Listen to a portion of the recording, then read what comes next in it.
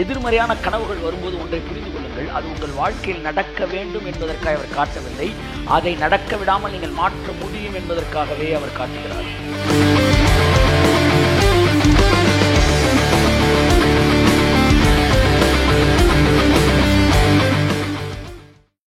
வாசிப்போம்.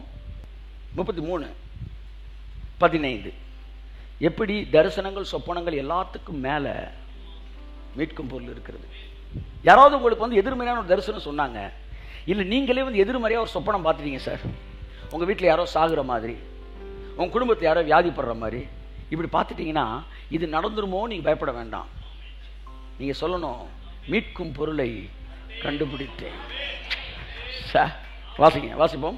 கனநித்திரை மனுஷர் மேல் இறங்கி, கனநித்திரை மனுஷர் மேல் இறங்கி அவர்கள் படுக்கையின் மேல் அயர்ந்திருக்கையில் அவர் ராக்காலத்து தரிசனமான சொப்பனத்திலே மனுஷருடைய செவிக்கு தாம் செய்யும் காரியத்தை வெளிப்படுத்தி அதை அவர்களுக்கு வரும் தண்டனையினாலே முத்திரை போட்டு மனுஷன் தன்னுடைய செய்கையை விட்டு நீங்கவும் மனுஷருடைய பெருமை அடங்கவும் செய்கிறார். இங்க பாருங்களேன், நடக்க போற ஆபத்தை கர்த்தர் காட்டுவாரு அப்படின்னு எலிகு பேசுறாரு. கர்த்தர் என்ன செய்வாரு, நடக்க போற காரியத்தை காட்டி இப்படிலாம் நடக்குதுப்பா, உன் செயலை மாத்திக்க அப்படின்னு சொல்லுவாராம். அப்படி சொல்றதுக்கு என்னென்ன வார்த்தை வருது? ராக்காலத்திலே தரிசனம் நம்பர் 1, தரிசனம் நம்பர் 2 சொப்பனம். மனுஷனுடைய செவிக்கு தாம் செய்யும் காரியத்தை வெளிப்படுத்தி நம்பர் 3 வெளிப்பாடு. ஒன்று சொல்லுங்க, தரிசனம், 2வது சொப்பனம், 3வது வெளிப்பாடு. அதை அவர்களுக்கு வரும் தண்டனை 4 தண்டனை, முத்திரை போடுகிறார். முத்திரை போட்டால் அதை மாற்றவே முடியாது. ஒரு தரிசனம் எல்லாம் சொல்லுங்க, அப்புறம் ஒரு சொப்பனம் எப்படி இருக்கும், அப்புறம் ஒரு வெளிப்பாடு பைபிளை திறந்தோன்னு. இது எல்லாத்துக்கும் மேல இந்த 3ஐயும் கொடுத்து உங்களுக்கு முத்திரையே போட்டார், உனக்கு இது நடக்க போகுதுன்னு. இந்த விஷயத்தை தேவன் மனுஷனுக்கு சொல்லும் போது 100% அவனை தப்பு வைக்கிறது தான் சொல்றாராம். எதிர்மறையான கனவுகள் வரும்போது ஒன்றை புரிந்து கொள்ளுங்கள், அது உங்கள் வாழ்க்கையில் நடக்க வேண்டும் என்பதற்காக அவர் காட்டவில்லை, அதை நடக்க விடாமல் நீங்கள் மாற்ற முடியும் என்பதற்காகவே அவர் காட்டுகிறார்.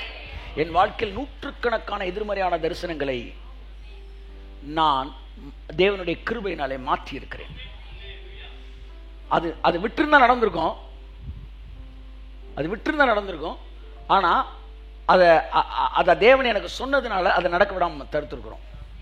அப்போ உங்களுக்கெல்லாம் எதிர்மறையா வந்தா உடனே காலை எந்திரிச்சு கையை தட்டி ஸ்தோத்திரம் ஸ்தோத்திரம் ஸ்தோத்திரம் அல்லேலூயான்னு சொல்லிடணும். ஏன் சொல்லுங்க? ஏன்னா அதை நீங்க உங்களுக்கு முன்னாடியே சொல்லி கொடுத்துட்டாரு, உங்களுக்கு காமிச்சு கொடுத்துட்டாரு உங்க எதிரிய. அப்ப நீங்க அதுல இருந்து ஈஸியா என்ன செஞ்சுக்கலாம், தப்பிக்க முடியும்ன்றனால காட்டியிருக்கிறாரு.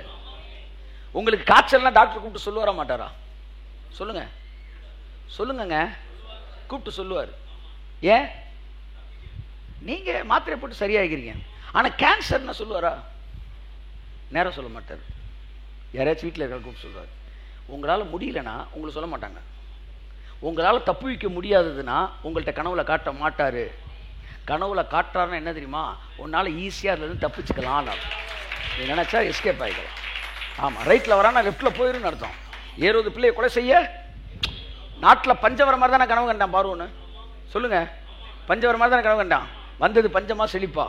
அப்படியே கையை தட்டிட்டு காணிக்க போட்டுட்டு கையை தட்டுக்க முத பார்த்தது பஞ்சம், வந்தது செழிப்பு. தேவன் எதிர்மறையான சொப்பனங்கள் வாழ்க்கையில் வரும் என்றால் நீங்கள் இயேசு கிறிஸ்து நாமத்தில் மீட்கும் பொருளை வைத்து அதை நேர்மறையாய் மாற்றக்கூடிய வல்லமை உங்களுக்கு இருக்கிறது என்று நான் சொல்கிறேன்.